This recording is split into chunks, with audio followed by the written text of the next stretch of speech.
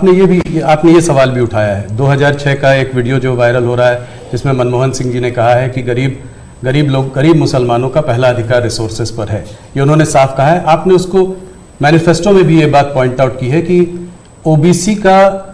OBC reservation का जो है पार्ट लेकर वो मुसलमानों को दे देना चाहेंगे, और 2004 से 2014 के बीच में उन्होंने 4-5 बार ऐसा करने की कोशिश की भी है। अरे भाई, ये तो बड़ा इंटरेस्टिंग सवाल आपने पूछा है।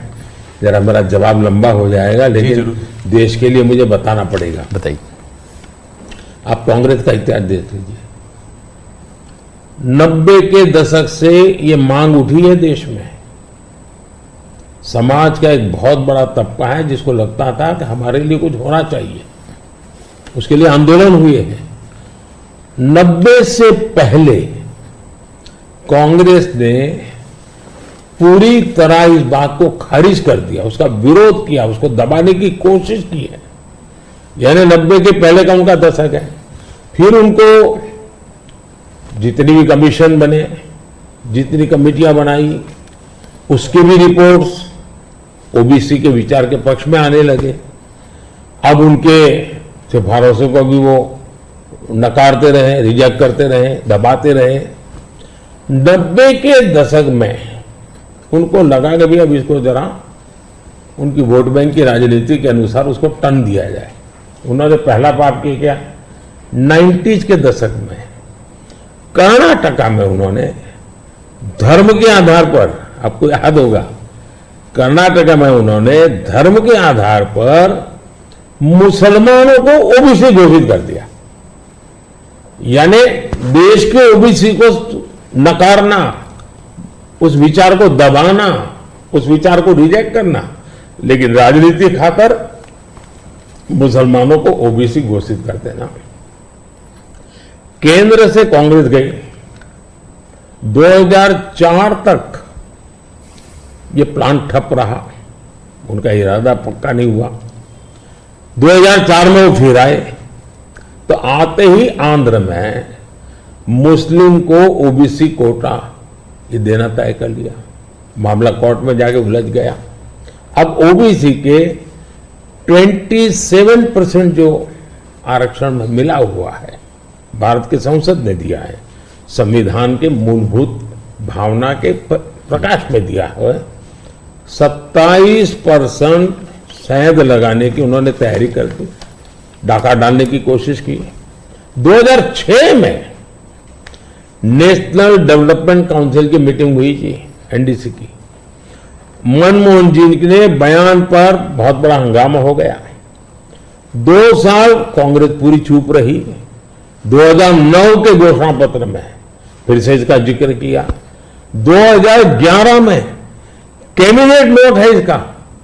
2011 के कैबिनेट नोट में ओबीसी के 27% हिस्सा डाका डाल करके उसमें से मुसलमानों को दे देना उन्होंने तय किया जी। 2012 यूपी चुनाव में भी उन्होंने इसकी एक असफल कोशिश की, फायदा नहीं हुआ। 2012 आंध्र हाईकोर्ट ने इसको रिजेक्ट कर दिया, रद्द कर दिया, कानूनी जजमेंट आ गया। एससी में गए, सुप्रीम कोर्ट में गए, वहां भी उनको कोई रिलीफ नहीं मिला। 2014 के घोषणा पत्र में भी धर्म के आधार पर आरक्षण की बात कही है, जबकि हिंदुस्तान का संविधान जब बना तब तो कोई आरएसएस वाले, बीजेपी वाले संविधान सभा में नहीं थे। बाबा साहब आम्बेडकर जैसे लोग बैठे थे, पंडित नेहरू जैसे बैठे थे, सरदार वल्लभ भाई बैठे थे, देश के कई महापुरुष बैठे थे। उन सब ने लंबे चिंतन के बाद तय किया था कि भारत जैसे देश में धर्म के आधार पर आरक्षण नहीं दिया जा सकता। 2024 के चुनाव में आप देख रहे हैं उनका मैनिफेस्टो, और मैंने कहा इस पर पूरी तरह मुस्लिम लीग की छाप है, यानी मुस्लिम लीगी नीतियां उन्होंने अपना शुरू किया। अब ये जो उन्होंने स्थितियां बनाई है, मुझे बताइए कि देश के लोगों को ये जिस प्रकार से संविधान की धज्जियां उड़ा रहे हैं, जिस प्रकार से लोग बाबा साहब आम्बेडकर को अपमानित करते हैं, एससी एसटी के आरक्षण पर भी खतरा, तलवार लटका देते हैं, ओबीसी का तो जीना मुश्किल कर देंगे। क्या मुझे देश की जनता को प्रशिक्षित करना चाहिए कि नहीं करना चाहिए? मैं सभी जो भी विद्वान लोग हैं, जो कलम के धनी हैं, जो निष्पक्ष हैं, उनका ये दायित्व बनता है कि ऐसे समय देश को वो एजुकेट करें, सही चीजें बताएं।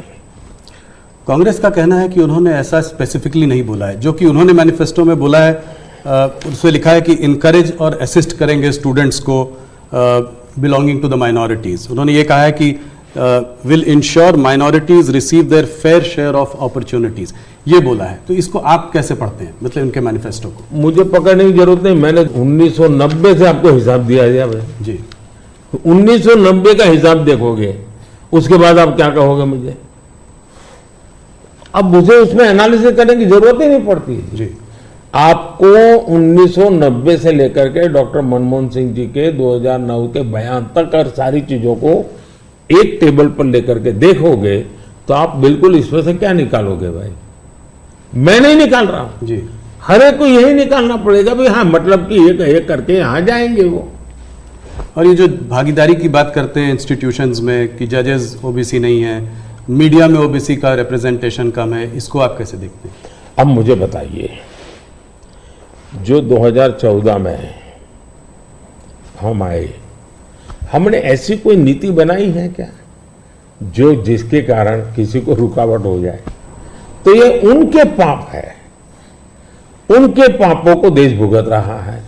अगर उन्होंने सच्चे अर्थ में सेकुलरिज्म किया होता, सच्चे अर्थ में सामाजिक न्याय किया होता, वोट बैंक की राजनीति न की होती, तो ये उनको आज इस प्रकार से झूठे कागजों को लेकर के घूमना नहीं पड़ता।